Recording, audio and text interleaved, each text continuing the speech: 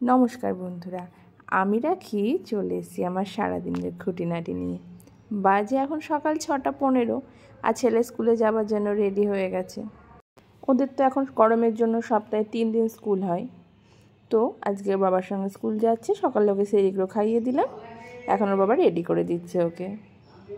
কোথায় যাচ্ছিস? স্কুলে। স্কুল যেতে ভালো লাগে? হ্যাঁ, স্কুলে গিয়ে কী করো? হ্যাঁ, পড়া করো আর দুষ্টুমি? তাই? সত্যি? খেলাধুলা করো না? ব্যায়াম করো? টাটা।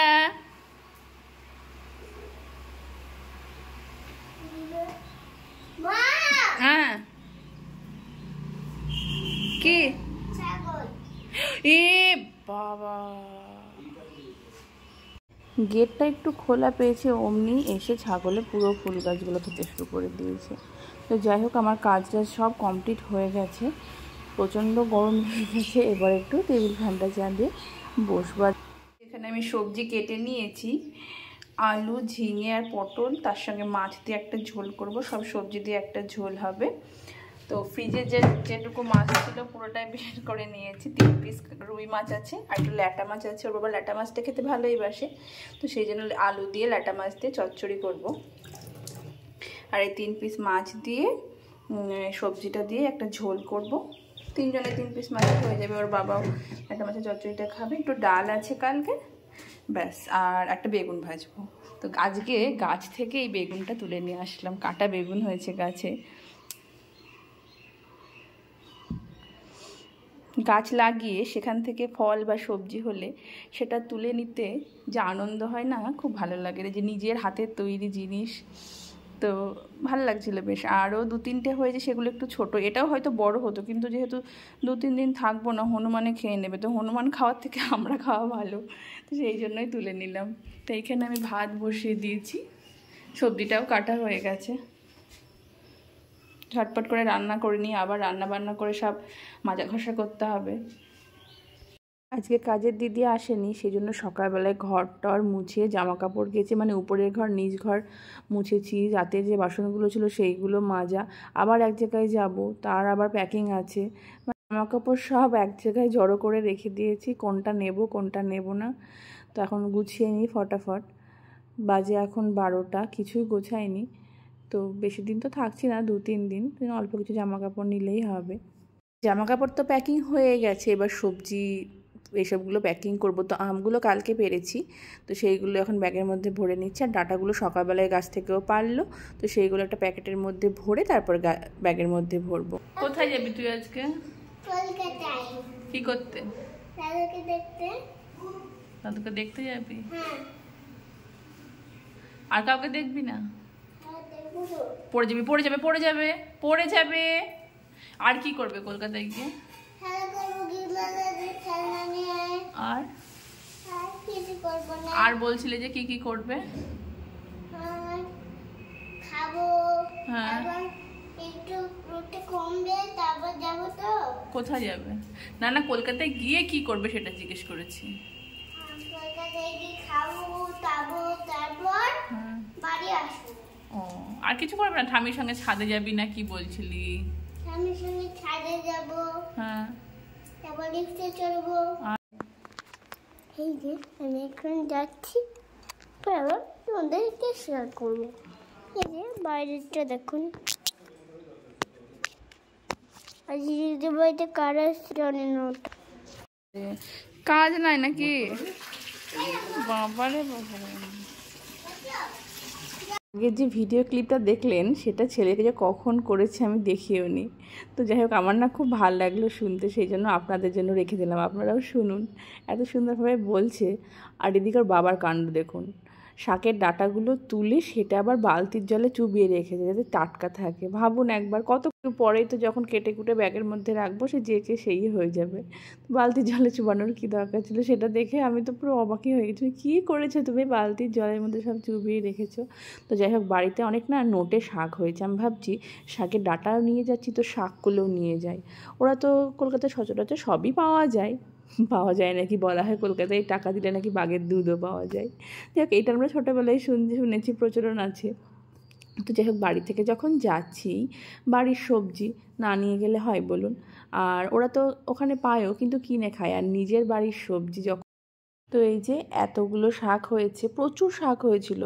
এর আগে সব এত জঙ্গল হয়ে গেছিলো না, কেটে কেটে ফেলে দিল। এই কটাই রেখে দিয়েছিলাম যে কলকাতায় যাব নিয়ে যাব বলে। আবার বাড়ি এসে দেখবো সেখান থেকে আবার আরও শাখা বেরিয়েছে। তো যাই হোক, এগুলো একটা প্যাকেটের মধ্যে ভরে নিই এগুলো।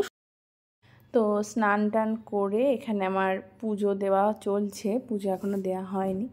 আজকে অনেক ফুল পেয়েছি, সেই জন্য ঠাকুরটাকে সুন্দর করে সব ঠাকুরকে ফুল দিয়ে সাজিয়েছি। অনেক ফুল হলে না, ফুল দিয়ে পুজো করতে খুব ভালো লাগে, সুন্দর করে সাজানো যায়। যে শিব ঠাকুরকে দুটো কালারের অপরাজিতা দিয়ে সাজিয়েছি।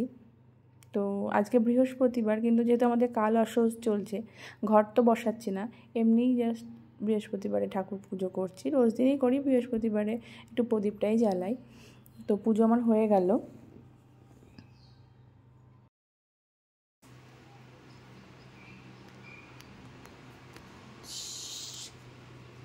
এই যে আমরা এখন পুজো করছি, একটু পরে কথা বলবো। হ্যাঁ, বাজে এখন বিকেল 4টে। আমরা সবাই রেডি হয়ে গেছি, শুধুমাত্র এখানে ছেলের খাবারটা বানাচ্ছি। ওর জন্য একটু ম্যাগি করে নিয়ে যাচ্ছি। রাস্তাঘাটে তখন যদি খিদে পাই এটা খাইয়ে দেবো, তো সেই জন্য ম্যাগিটা করছি। বাদ বাকি সব কিছু ব্যাগ ট্যাগ সব রেডি হয়ে গেছে। জানলা দরজাও বন্ধ করে দিয়েছি, জাস্ট এটা করব, বাটিটা ধোবো, ধুয়ে চলে যাব। দিদিরাই যে চলে এসছে, আমরা গাড়িতে উঠে পড়ছি। ভীষণ গরম আজকে। তো চলুন আপনাদেরও আমার সাথে কলকাতা নিয়ে যাই। তো এখানে কিছু দূর আস্তে আসতেই, আসলেও তো আজকে দুপুরবেলায় ঘুমায়নি, ঘুম ইচ্ছা করে পারেনি, যাতে গাড়িতে একটু ঘুমাই, নাহলে সারা গাড়ি এত পরিমাণে বকবক করে, এত জ্বালায়। তো গাড়িতে ওঠার পরে কিছুক্ষণ পরে ঘুমিয়ে গেল। তো আমরা এখানে কত দূর আসলাম, এই তো কানাইখালি পার হচ্ছি। তো এখনই ঘুমিয়ে গেল। এখন রমজান আবার বলবে ও এখন ব্যাটারিতে চার্জ দিয়ে নিচ্ছে, ঘুম থেকে উঠে আবার ভক শুরু করতে হবে। তো যাই হোক, আমরা অনেক দূর চলে এসেছি, সীমানগর। আর এই জায়গাটা না খুব ভালো লাগে দেখতে।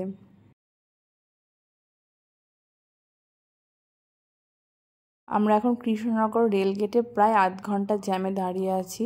একটা ট্রেন গেল, তারপরে ক্রসিং হলো, সেই যে গেট পড়েছে, এত জ্যাম হয়ে গেছে পুরো আধ ঘন্টায়। আমাদের সামনে একটা গাড়িতে বিয়ে যাচ্ছে, দেখুন ম্যাক্সিমাম লোক গাড়িটার দিকে তাকাচ্ছে। তো সেটাই দেখে আমার খুব হাসি লাগছিলো, সেই জন্য একটা ভিডিও করলাম। যাকে দেখছি সেই দেখছি একবার করে, এই যে দেখুন প্রত্যেকে গাড়িটার দিকে তাকাচ্ছে, প্রত্যেকে। তো সেটা দেখার জন্য আমরা ভিডিও করলাম। তো গাড়ি জ্যামটা এক্ষুনি ছাড়লো, তো আস্তে আস্তে আমরা যাচ্ছি, আস্তে আস্তে মানে ভীষণই আস্তে। আর এই যে আমরা চলে এসেছি এয়ারপোর্টের কাছে, আর 15-20 মিনিট হলেই আমরা পৌঁছে যাব ফাইনালি। যাই হোক, যতটা ভেবেছিলাম ততটা না, এখন বাজে 9:40। তো 10টার মধ্যে আমরা ঢুকে পড়বো, ভেবেছিলাম হয়তো 12টা বেজে যাবে কৃষ্ণনগরের জ্যাম দেখে। রাস্তাটা এখন খুব সুন্দর হয়ে গেছে, সেই জন্য স্মুথলি চলেও আসলাম।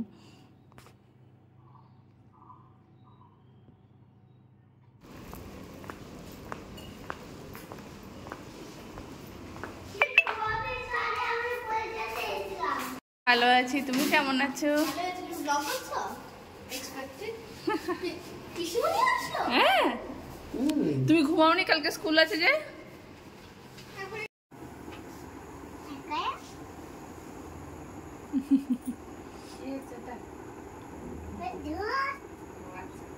এক মাস পর ছেলে দাদু ঠামিকে কাছে পেলো, দাদুর সঙ্গে এখন খেলতে ব্যস্ত। আর আমরাও ভীষণ টায়ার্ড হয়ে গেছি।